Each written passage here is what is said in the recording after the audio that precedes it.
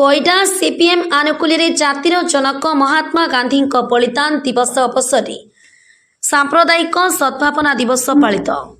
सत्य अहिंसा और न्यायर पूजारी जातिर पिता महात्मा गांधी आज महाप्रयाण तथा बलिदान दिवस। सारा विश्व में आज से महान दिवंगत तिरोधान दिवस को शहीद दिवस भाव पालन करा जाउछि। आज दिन में एक सभा स्थल में हिंदू कठोरपंथी नाथुराम गडसे गुली माड़े से टली पड़ी से सबुदिन आखि पूजी से घटना सारा देश तथा विश्ववासी को स्तब्ध कर सत्य अहिंसा को सारथी कर इंग्रेज शासन विरोध में दुर्बार आंदोलन चलाई भारतर स्वाधीनता संग्राम मुख्य नायक ही भारत को स्वाधीनतार स्वाद चखाई से महान देशभक्ति स्वाधीनता संग्रामी देश मातृका बलिदान देइथिबारु आज दिन में कोईडा सीपीएम तरफ कोईडा आंचलिक कार्यालय सम्मेलन गृह सांप्रदायिक सद्भावना दिवस गुरुवार दिन पूर्वाह्न सीपीएम वरिष्ठ नेता प्रभात पंडा सभापतित्व में अनुष्ठित हो जाए। मुख्य अतिथि भाव विधायक लक्ष्मण मुंडा, सम्मानित अतिथि प्राक्तन कांग्रेस विधायक जनार्दन देउरी, मुख्य वक्ता कोईडा डिग्री कॉलेज इतिहास विभाग अध्यापक दीपक कुमार पट्टनायक, सीआरसीसी परिडा सार समेत बहुमान्य गण्य व्यक्ति जोगदे महात्मा गांधी फोटोचित्र पुष्पमाल्य दे गभीर श्रद्धांजलि ज्ञापन करथिले। अतिथिगण कहिथिले भारत एक समाजवादी धर्मनिरपेक्ष गणतांत्रिक राष्ट्र। यार संविधान समस्त जाति धर्म वर्ण निर्विशेष समस्त को भाईचारा नहीं बंचाई मौलिक अधिकार देछि, किंतु देश वर्तमान सांप्रदायिक जाति और धर्म नाम विभाजित हो एक अशांत भितर गति करुछि। देश स्वाधीनता जातिर पिता महात्मा गांधी नेतृत्व में सबु धर्मर लोक एकाठी ब्रिटिश शासन विरोध में लड़ी स्वाधीनता आनी। तेणु समस्ते संविधान को सम्मान देवा सह भाईचारार भातृत्व बंधुत्वपूर्ण भाव रही देश मातृकार विकास गठन में पदक्षेप नेवा उचित। कई जमिति सांविधानिक मौलिक अधिकार वंचित न हुअंती सेप्रति ध्यान देवा उचित। पर नेतृवृंद कहिथिले समस्ते खनि खदान कोईडा अंचल विकास श्रमिक मानक उन्नति शिल्प प्रतिष्ठा अंचलवासी मौलिक समस्या भूमिहीन को पट्टा राशन कार्ड आवास गृह पानीय जल रास्ता शिक्षा स्वास्थ्य सेवा उपरि ध्यान दे सेमानक हक पाई लड़ी समाधान रास्ता पिटाइबा को पड़ियो बोली कहिथिले। तेबे जाई आमे आज महात्मा गांधी बलिदान दिवस पालन रे महात्मा गांधी को श्रेष्ठ श्रद्धांजलि देले बोली जानिबा। ए कार्यक्रम 400 ऊर्ध्व मान्यगण्य व्यक्ति बुद्धिजीवी युव छात्र महिला गणमाध्यम प्रतिनिधि श्रमिक जोग देथिले। समाजसेवी अबक सामल यही सद्भावना दिवस रे समस्ते जोगदे सफल करिथिबारु समस्तंको कृतज्ञता जणाइथिले। कोईडार अक्षय विश्वालଙ୍କ रिपोर्ट मसीहा न्यूज सर्विस। आपण मसीहा न्यूज यूट्यूब चैनल को सब्सक्राइब कलेनी कि जदि करिना हंती एबे करिनियंतु। एहा सह मसीहा न्यूज रो फेसबुक पेज को और ट्विटर को फॉलो करंतु। तासह मसीहा न्यूज रो ऐप आसीगलानी निज मोबाइल रो प्ले स्टोर रो डाउनलोड करनियंतु। जय जगन्नाथ। अमर दिवस जो जातिर पिता महात्मा गांधी एत बड़ सभा कराई विषय जातिर पिता जननायक महात्मा गांधी जनवरी 30 तारीख दिन बड़ी दिखाई हत्या कर दिखाई।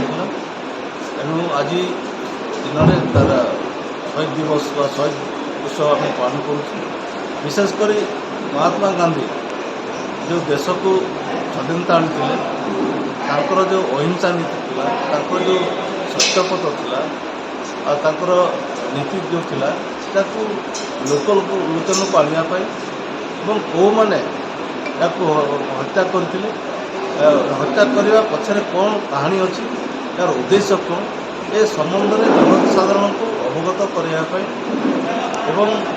अहिंसा नीति जो बाणी थी तार चिंताधारा जनता को उद्बुद्ध करने देशर सुरक्षा देश में जनसाधारण भल रे से प्रति आग्रह जागृत करने वर्तमान जो शासन चलती शासन जो जहाँ सब विपद आ सब जिन को सब कथा को लोकलोचन को आने लोक को जनवाई आम महात्मा गांधी शहीद दिवस आज माने आमर उत्सव पालन कर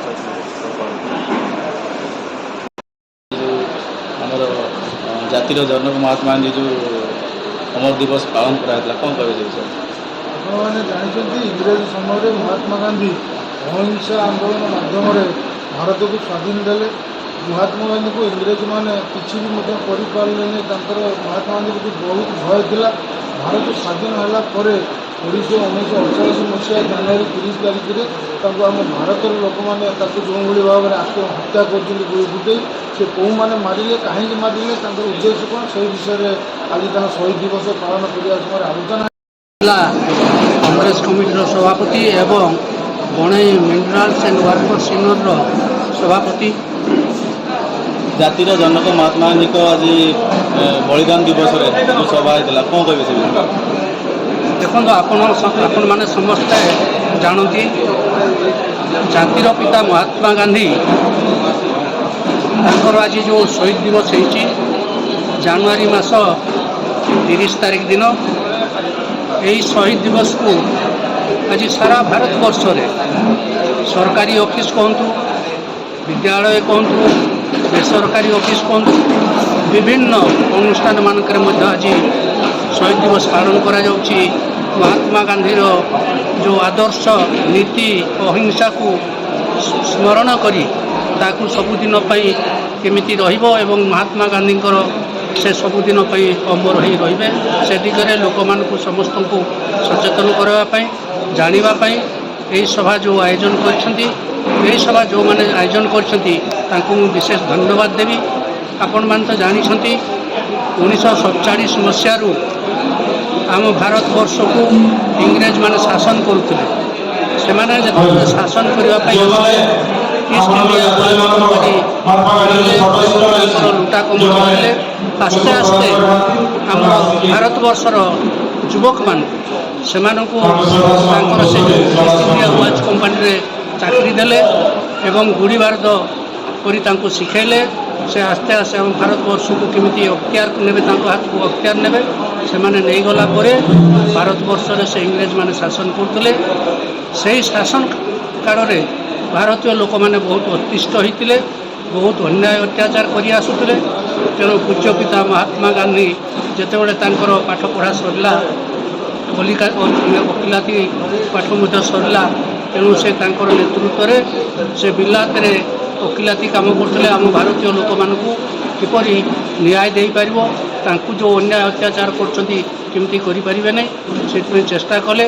किंतु सेटार गोरा लोक मैंने जो अन्याय अत्याचार कले वकिलाती समय आईनजीवी समय, तेणु बाध्य ही से भारतवर्ष को प्रत्यावर्तन कले। प्रत्यावर्तन कलापर भारतीय जिते आमर बुद्धिजीवी विद्यार्थी एवं समस्त मान्यगण्य नेता को एकत्रित करी भारत को स्वाधीन करने किपरि से बाबद समस्त सचेतन कले एवं प्रत्येक राज्य को से बुली बुली प्रचार कले, जमी भारतवर्ष केमी कौन कर इंग्रेजर जो तांकर जो जिनस दौले विदेशी जिनस केमी वर्जन कर स्वदेशी जिनस केमी आम ग्रहण करवा से बहुत चेष्टा करी जहाँ भारत को से स्वाधीन करते। से जड़े महान पुरुष तो नुहे, से जड़े आमर भगवान कहले अतुक्ति हेब नहीं, से आम मान को स्वाधीनता देइछंती। से आज ये शहीद दिवस तांकर पालन कला एवं शहीद दिवस बहुत लोक भी उपस्थित होती। समस्त जो स्वाधीनता केमी है जानापी समस्त को एकजुट कराई